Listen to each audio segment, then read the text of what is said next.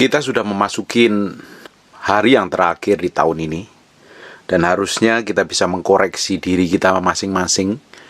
Apa yang pernah kita kerjakan di tahun kemarin, tahun ini, apakah ada perubahan atau tidak?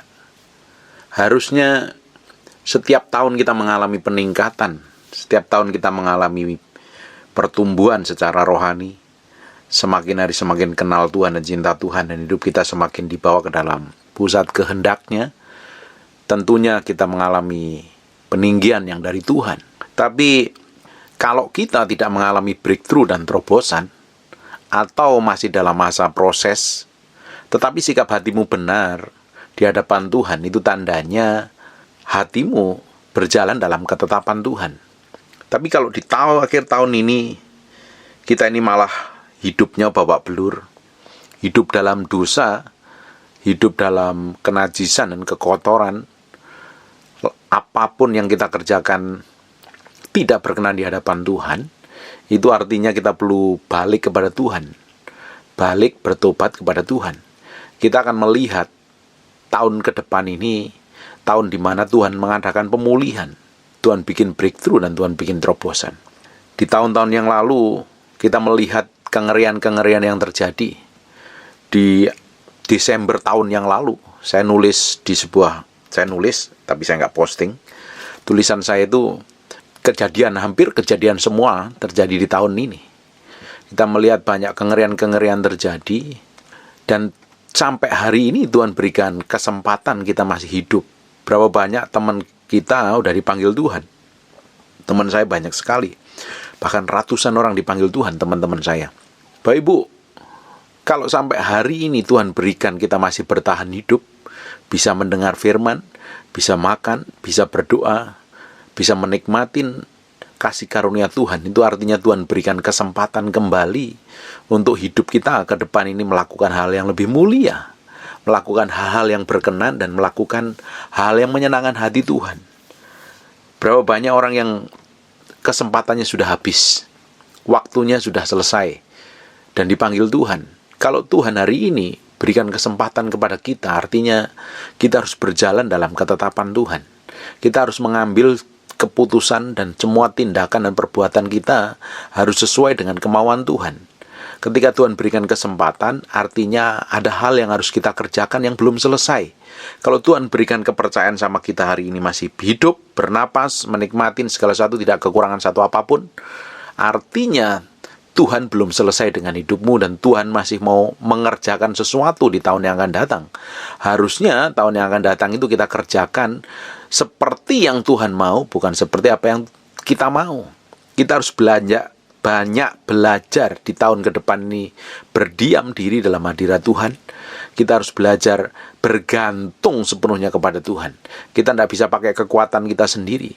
Tahun depan kita harus benar-benar bergantung sama Tuhan. Kita harus tahu persis momen ilahi, sehingga apa yang kita kerjakan sesuai dengan ketepatan Tuhan. Kalau kita ini mengerjakan semau kita, ujungnya kita tidak pernah tahu di mana waktu yang tepat dan kesempatan yang tepat, di mana Allah bisa melakukan sesuatu yang ajaib dalam kehidupan kita. Banyak dari kita seringkali melewatin kesempatan yang Tuhan percayakan sama kita. Bahkan di tahun ini aja berapa banyak kesempatan yang Tuhan percayakan yang kita nggak kerjakan dengan baik, ujungnya hasilnya nggak kita nikmatin. Buka sebentar di Pengkhotbah pasal yang ke-9 ayat yang ke-11. Ini dalam terjemahan bahasa Indonesia, nanti kita buka di Living Bible. Lagi aku melihat di bawah matahari bahwa kemenangan perlombaan bukan untuk orang yang cepat, dan keunggulan perjuangan bukan untuk yang kuat, juga roti bukan untuk yang berhikmat, kekayaan bukan untuk yang cerdas, dan karunia bukan untuk yang cerdik cendekia, karena waktu dan nasib dialami mereka semua. Ini di dalam terjemahan bahasa Inggris, di Living Bible ini lebih bagus lagi. Saya bacakan kurang lebih terjemahannya seperti ini. Sekali lagi, aku melihat ke seluruh bumi dan melihat bahwa orang yang paling cepat tidak selalu memenangkan perlombaan, atau orang yang paling kuat dalam pertempuran.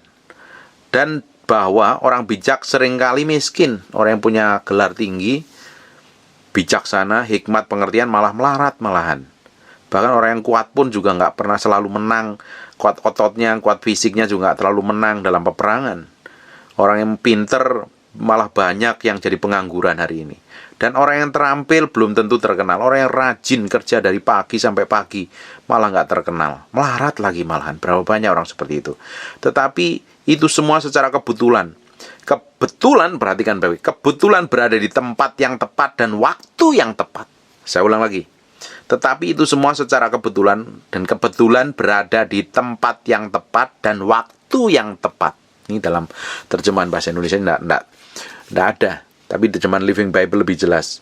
Jadi ada waktu yang Tuhan siapkan buat kita, kesempatan yang Tuhan siapkan kepada kita, momen yang tepat, saya sebutnya momen ilahi. Kita harus tahu itu.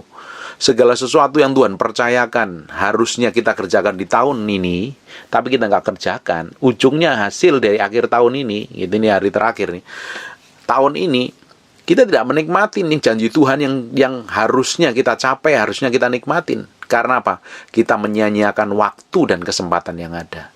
Kita pakai sembrono, kita pakai sembarangan, kita ngasal-asalan. Bapak Ibu, apapun yang Bapak Ibu dipercayakan Tuhan untuk dikerjakan, apapun itu loh. Semua pekerjaan itu nggak ada yang hina. Semua pekerjaan itu mulia, memiliki tanggung jawab dan fungsi masing-masing yang berbeda. Apapun itu. Kalau Tuhan percayakan apapun, pekerjaan apapun, kerjakan dengan baik, kerjakan dengan bijaksana, kerjakan dengan tulus hati, mengerjakannya seperti mengerjakan untuk Tuhan. Apapun itu. Jadi tidak ada namanya gerutu, ngomel, menyesal. Coba cek kembali ini hari terakhir nih, coba dicek kembali nih, sepanjang tahun ini berapa banyak kesempatan yang Tuhan berikan dan kita buang sia-sia. Berapa banyak waktu yang kita buang sia-sia. Berapa banyak hal-hal yang harusnya kita kerjakan dengan ketepatan ilahi, tapi ternyata kita anggap sepele dan anggap sembrono, ujungnya hasilnya nol besar. Banyak hal yang kita buang. Tahun ini harusnya kita menikmati, di akhir tahun kita menikmatin dari semua apa yang kita kerjakan di sepanjang tahun ini. Kalau belum maksimal, memang belum maksimal ada banyak macamnya. Karena nggak tahu kesempatan yang tepat dan waktu yang tepat, atau memang orang malas, atau memang lagi diproses Tuhan. Urusannya beda lagi. Kalau Bapak Ibu banyak hal yang miss, banyak hal yang terlewatkan sia-sia, artinya perlu koreksi diri, perlu banyak diperbaikin. Artinya nggak peka dengar suara Tuhan. Tuhan itu bisa memakai apapun juga, dengan cara apapun juga, untuk membuat kita dipromosi, membuat kita diberkati, membuat kita ditinggikan.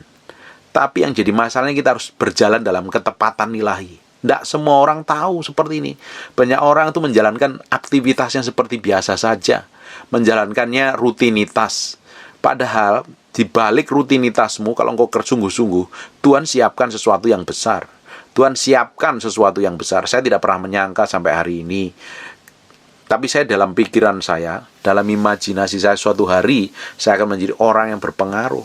Saya menjadi orang yang berkenan. Saya menjadi orang yang memiliki hidup yang bernilai dibanding hidup saya waktu itu. Waktu itu saya belum bisa melihat apa. Waktu itu saya masih SMA. Tapi saya ingin menjadi suatu hari menjadi orang yang dipakai Tuhan.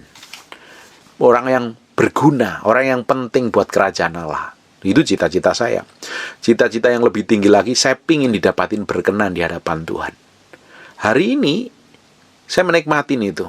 Bagaimana Tuhan bekerja buat saya. Bagaimana Tuhan mempromosi saya. Bagaimana Tuhan memberkatin saya. Itu nggak ada yang instan, semuanya by proses. Nah, untuk sampai ke proses sini, tempat ini, saat ini, itu diperlukan peremukan. Diperlukan koreksi. Dan itu tidak enak sekali.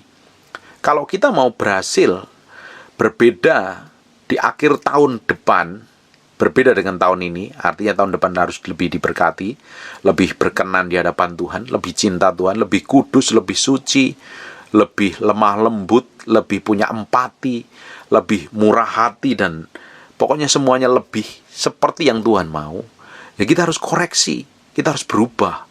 Kalau kita ingin hasil yang berbeda, kita harus lakukan yang berbeda di atas rata-rata. Tapi kita ingin hasil yang berbeda, tapi yang kita lakukan yang sama terus. Kita melakukan hal yang sama, tapi kita mengharapkan hasil yang berbeda. Kata orang dunia itu namanya gila. atau edan. Pingin hasil yang berbeda, tapi yang dilakukan sama terus. Kalau pingin tahun ke depan kita menikmatin hal yang ajaib bersama Tuhan, mulai hari ini, ambil keputusan. Satu, belajar hidup berkenan dan didapatin berkenan di hadapan Tuhan. Kalau engkau pingin hidupmu berkenan dan didapatin berkenan di hadapan Tuhan, semua keputusan, semua perlakuan, sifat, perbuatan, karaktermu akan berhati-hati. Karena tujuan akhirnya adalah didapatin berkenan di hadapan Tuhan. Tidak akan sembarangan, tidak ada sembrono, tidak asal-asalan. Orang itu gagal karena apa? Tidak tahu memanfaatkan kesempatan yang Tuhan beri, dan tidak tahu berada di tempat yang tepat untuk memanfaatkan kesempatan yang Tuhan berikan kepada kita. Ujungnya apa? Kita tidak menikmati apa yang Tuhan tetapkan dalam kehidupan kita. Tuhan mau harusnya kita menempatin posisi di mana Tuhan sudah tentukan bagi kita masing-masing. Semua orang masing-masing berbeda. Kan Alkitab ngomong, engkau tidak akan menjadi ekor, tapi engkau menjadi kepala. Engkau akan diberkati. Engkau akan menjadi berkat bagi banyak orang. Engkau akan menjadi contoh dan menjadi inspirasi banyak orang. Kemana saja engkau kerjakan, apapun yang engkau kerjakan, Tuhan akan berkati engkau. Dari tanganmu diberkati Tuhan secara luar biasa. Kenapa itu nggak terjadi? Kenapa seringkali itu gagal dalam kehidupan kita? Karena kita tidak tahu waktu yang tepat yang sudah tentukan dan kesempatan yang tepat, sehingga kita tuh belajarnya sembarangan dan sembrono. Bapak Ibu, kita tuh harus berjalan dalam ketepatan ilahi dalam setiap saatnya loh. Kita berjalan setiap saat dalam ketepatan ilahi, kita tahu persis momen di mana Tuhan mau bikin breakthrough dan terobosan. Sekalipun kau di dalam kondisi hancur, kondisi diproses, kondisi diremukkan, engkau tahu persis di ujungnya engkau akan dipakai Tuhan dan bikin breakthrough dan terobosan, karena tahu waktu dan kesempatannya yang tepat nih. Banyak hal yang harusnya kita nikmatin di tahun ini, tapi kita nggak bisa nikmatin karena kita serampangan dan sembrono. Kita memperlakukan waktu yang Tuhan percayakan kepada kita itu serampangan, seenak perut kita. Kita pakai dengan hal sia-sia. Kita pakai dengan hal yang nggak berguna sama sekali. Mulut kita yang harusnya dipakai untuk memberkati banyak orang, kita lebih banyak mencaci, memaki, ngomong jelek, ngomong kotor, menilai buruk tentang orang lain. Pikiran kita yang harusnya kita banyak memikirkan perkara-perkara ilahi, perkara-perkara tentang surga, tapi mikirin yang najis, yang kotor, yang tidak berkenan di hadapan Tuhan. Apapun yang kita kerjakan, apapun yang kita lakukan, kalau tidak berkenan di hadapan Tuhan, harusnya janji yang Tuhan siapkan kepada kita itu ditepatin, digenapin, dan kita nikmatin hari ini, tapi tidak terjadi. Karena banyak hal yang kita sia-siakan sendiri. Sebenarnya yang membuat seseorang berhasil itu karena kasih karunia dan kemurahan Tuhan. Dan tentunya dia tahu persis waktu dan kesempatannya tepat, memanfaatkannya dengan tepat. Karena setiap orang itu dibikin berhasil, harusnya dibikin berhasil dan sukses di apapun yang dia percayakan loh. Bisa jadi berkat di tempatnya. Tidak semua orang harus jadi pendeta. Tidak semua orang harus jadi hamba Tuhan. Tidak semua orang harus jadi gelar doktor kok. Karena untuk ngerti firman itu nggak perlu gelar doktor, sarjana teologi dan lain sebagainya. Tidak perlu. Untuk kenal firman Tuhan, untuk ngerti firman Tuhan cukup dilakukan, kita baru ngerti kok. Simple. Baca firman, lakukan, selesai. Baru kita ngerti sepenuhnya. Orang yang seperti itu adalah orang yang hidupnya malah dipenuhi dengan firman. Buat apa kita itu isi dengan pengetahuan segala macam, tapi kita tidak bisa menghidupin firman setiap hari. Perlakuan kita tidak bisa menjadi berkat di keluarga. Pasanganmu nggak menikmatin Tuhan, keluargamu nggak menikmatin Tuhan, teman-temanmu aja nikmatin Tuhan. Pakai hidupmu sembarangan dan sembrono. Bagaimana bisa dipenuhi firman dan bisa menikmatin janji Tuhan? Bapak Ibu, harusnya hidup kita ini benar-benar kita pakai dengan waktu yang Tuhan berikan, kesempatan yang Tuhan berikan. Di tahun-tahun ke depan ini kita pakai dengan sungguh-sungguh. Tahun ini kalau banyak waktu yang terbuang sia-sia, koreksi diri. Saya pun juga koreksi hati saya nih. Di akhir tahun ini harusnya saya mencapai hal yang lebih powerful, lebih besar. Kita melihat Tuhan masih berikan kita kesempatan untuk hidup. Artinya ada tanggung jawab, ada tujuan Tuhan. Dan saya mau kejar tujuan Tuhan itu. Saya kejar dengan semampu saya dengan segenap kekuatan saya dan segenap hati saya, segenap hidup saya, tentunya saya perlu pimpinan Roh Kudus untuk berjalan dalam ketepatan ilahi. Tahu bagaimana memakai waktu dan kesempatan yang Tuhan berikan kepada saya. Bapak Ibu juga harus lakukan sama. Jangan sembarangan, jangan sembrono, jangan buang waktumu sia-sia. Jangan pakai kata-kata yang keluar dari mulutmu itu sembarangan, sembrono.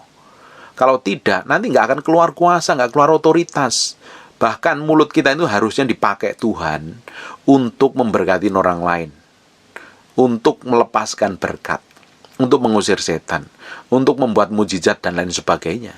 Tapi hati-hati, kalau mulutmu isinya caci makian, menyalahkan orang lain, ngambekan, ngomel, menggerutu, dan hal buruk yang keluar dari mulutmu, terus kau bisa menikmatin apa yang Tuhan janjikan dalam hidupmu lebih baik di tahun daripada tahun kemarin? Tidak mungkin.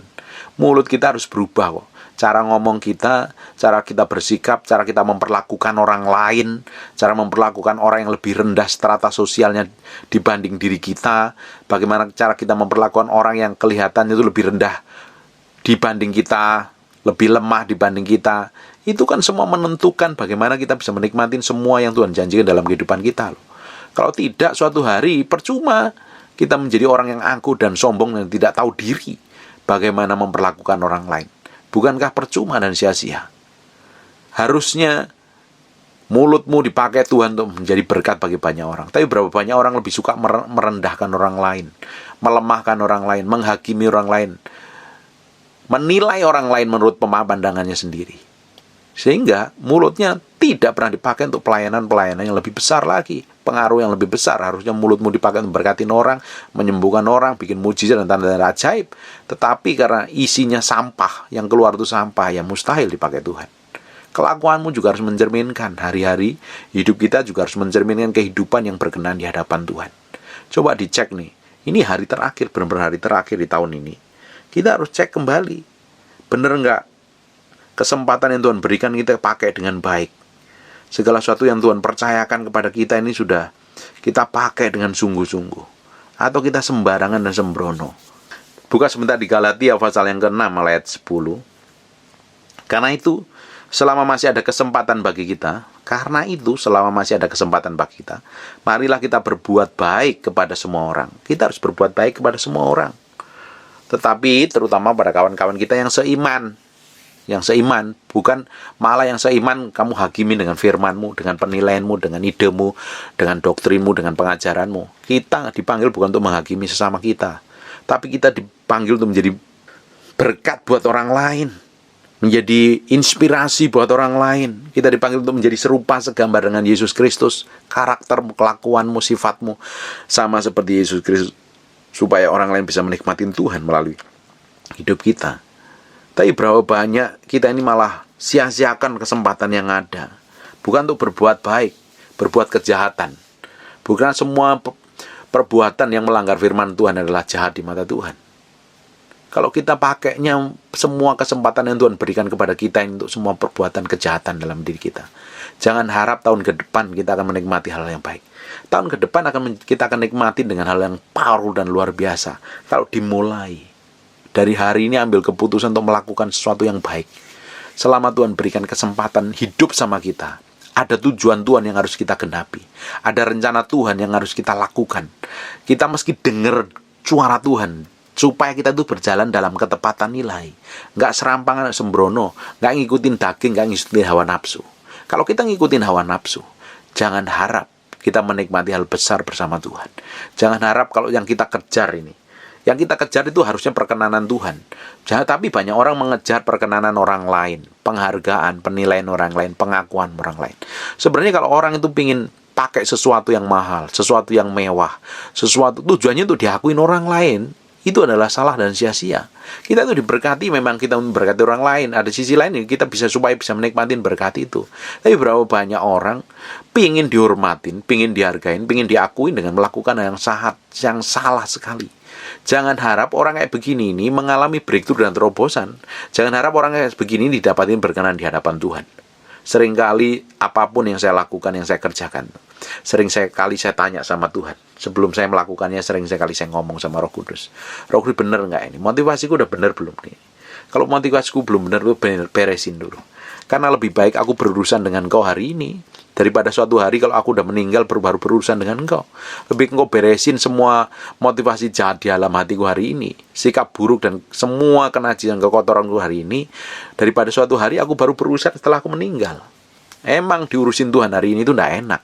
Artinya kita mesti serahkan hati kita, pikiran kita, kemauan kita, kehendak kita kepada Tuhan. Mana enak?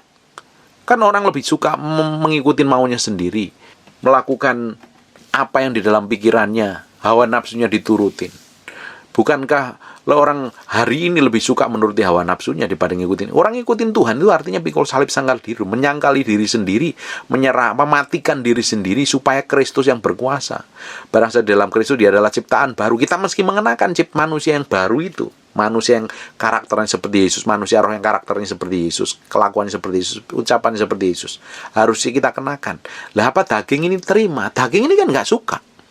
Daging ini tidak suka perkara rohani. Daging ini nggak suka pikul salib sangkal diri. Dia akan berontak. Makanya kalau daging ini nggak nurut, kita yang akan jadi parah. Kita harus tahu persis berjalan dalam ketepatan ilahi. Selama Tuhan berikan kesempatan, artinya Tuhan belum selesai dengan hidupmu. Tuhan belum selesai dengan hidupmu. Ada hal yang Tuhan percayakan ke depan yang kau harus kerjakan. Supaya kau mengerjakannya dengan tepat. Ngerti waktunya Tuhan. Ngerti waktu ilahi. Ngerti kesempatan ilahi. Kita harus peka dan bergaul dengan Tuhan tentunya. Bergaul dengan Roh Kudus. Bukankah Roh Kudus adalah roh yang keluar dari Allah sendiri? Roh yang menyelidiki roh hatinya Allah. Ya kita mesti bergaul dengan Roh Kudus setiap hari. Biar Yesus semakin dimuliakan, semakin ditinggikan. Karena fungsinya Roh Kudus adalah memuliakan, meninggikan Yesus. Semakin kita bergaul, kita semakin ngerti hati Bapa. Untuk kita ngerti hati Bapa, ini kan kita mesti bergaul. Nggak mungkin Bapak Ibu kenal saya hanya mendengar khotbah tanpa bergaul dengan saya, ngerti kesukaan saya, ngerti kebiasaan saya. Bapak Ibu untuk mengenal saya secara pribadi, Bapak Ibu mesti kenalan dengan saya, ngobrol di rumah saya, sesekali makan bareng, tidak hanya sehari 2 hari. Perlu berhari-hari, perlu bulan-bulan, kalau perlu bertahun-tahun, sampai Bapak Ibu ngerti kesukaan saya apa yang nggak saya sukain. Saya suka pakai baju apa, pakai sepatu apa, saya biasanya makannya apa. Bapak Ibu sekarang setiap hari bergaul dengan saya baru ngerti. Bukankah kita dengan Tuhan juga sama?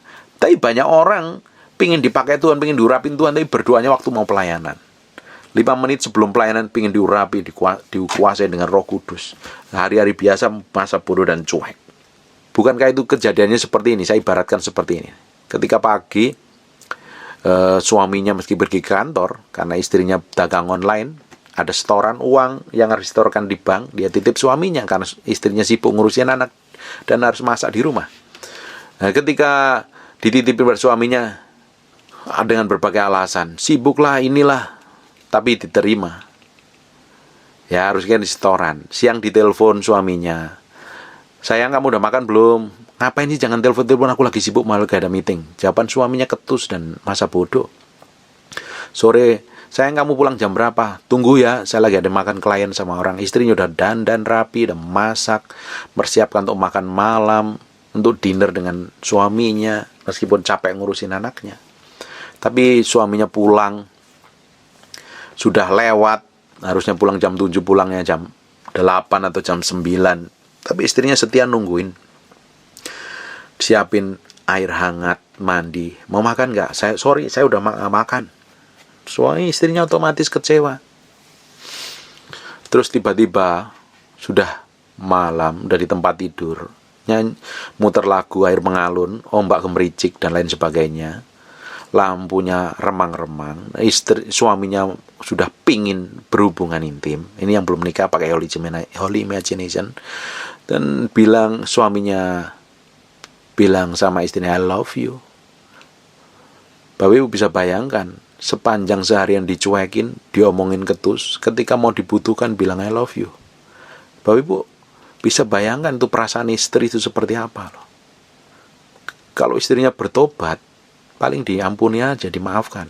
Kalau istri nggak bertobat bisa dilempar wajan, bayangin saja. Bukankah kita ini seringkali memperlakukan Tuhan seperti itu? Kita memperlakukan Tuhan ketika kita itu butuh. Ketika kita itu sudah kejepit, kita sudah nggak mampu baru datang kepada Tuhan. Tuhan tolak, kita nggak. Tuhan nggak pernah tolak. Engkau meninggalkan dia, engkau sudah melukain dia, engkau tetap datang kepada dia. Dia tetap setia. Tetap setia menunggumu dan memberikan kelegaan kepadamu. Bahkan ketika engkau hidup dalam dosa pun, dia tetap datang di depan rumah mengetuk pintu hatimu. Sampai tangannya berdarah-darah, dia tetap ketuk pintu hatimu. Sampai engkau sendiri yang buka pintu, baru dia bisa masuk bersama engkau. Berapa banyak seringkali kita ini menganggap Tuhan sebagai supermarket. Kalau kita butuh sesuatu baru kita datang.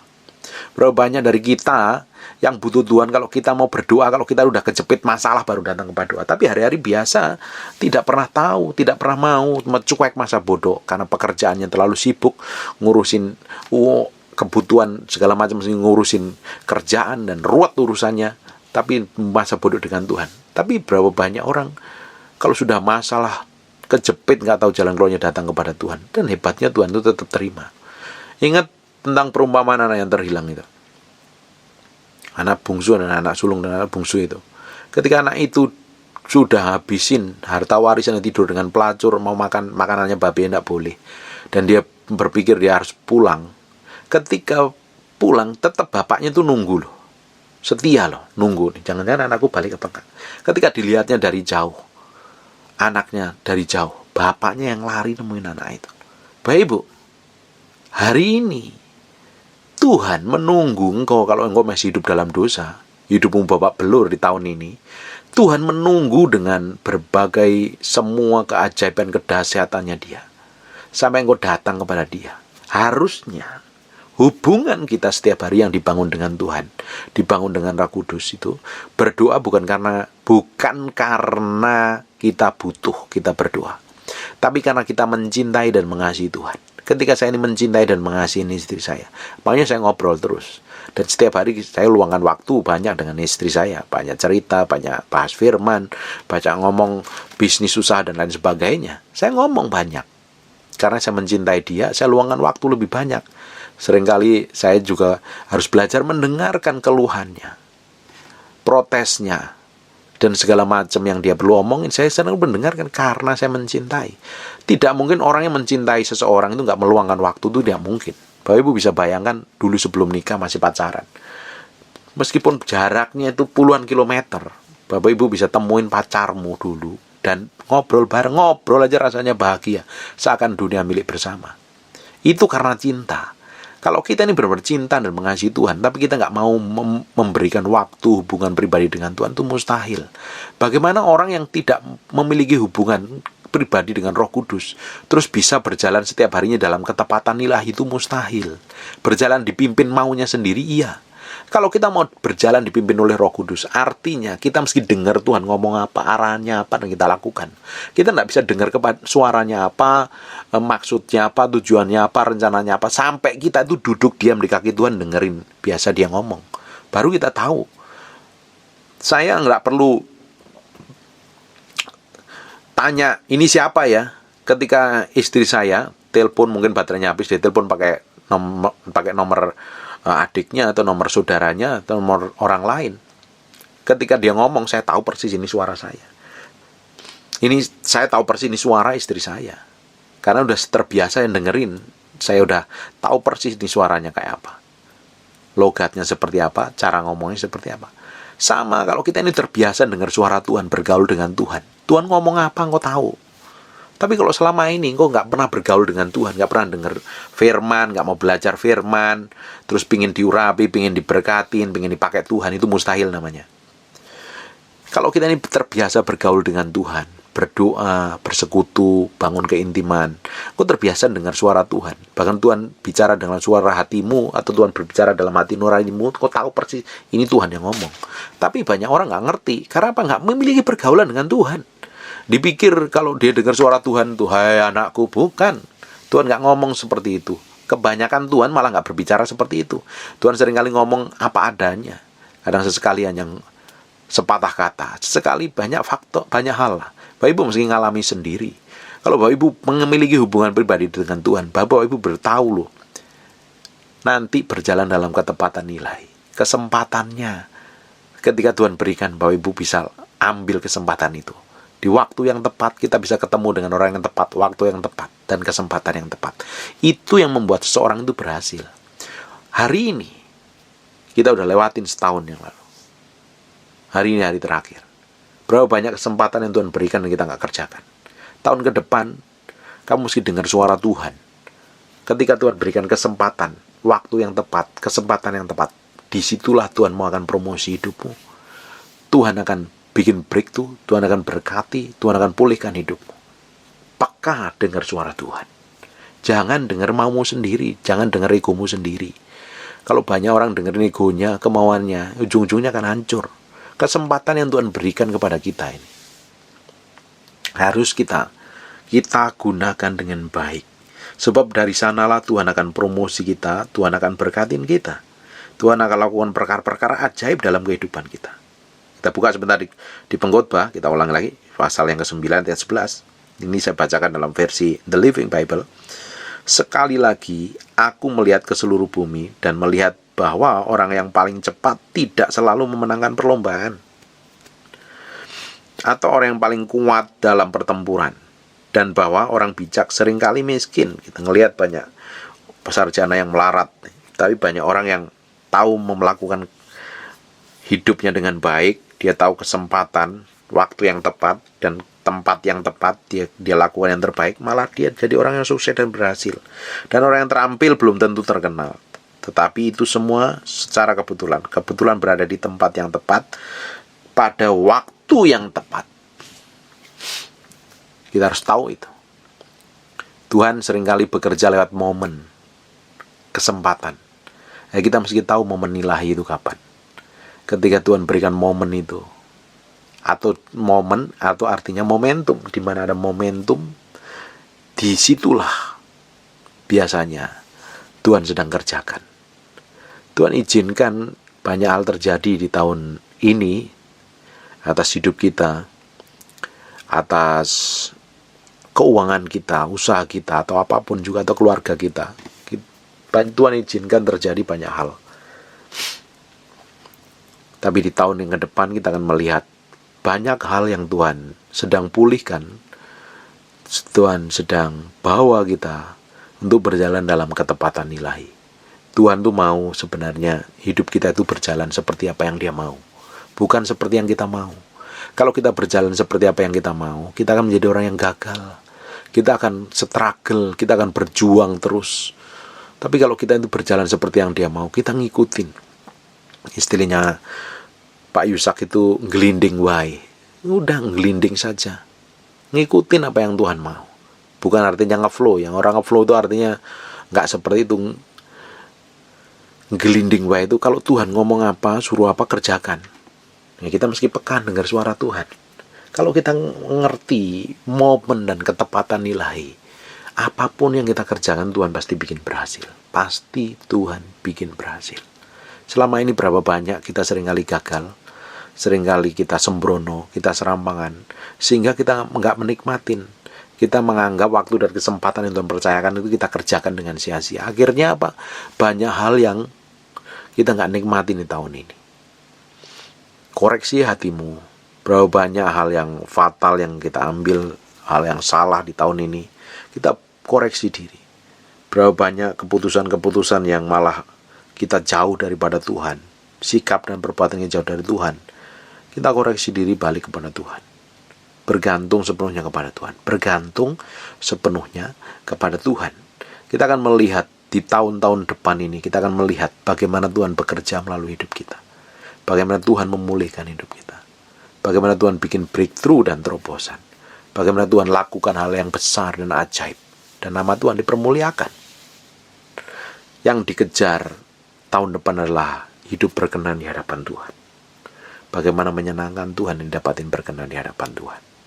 Jangan kejar materi, jangan kejar kesuksesan dengan kekuatan, dengan caramu sendiri.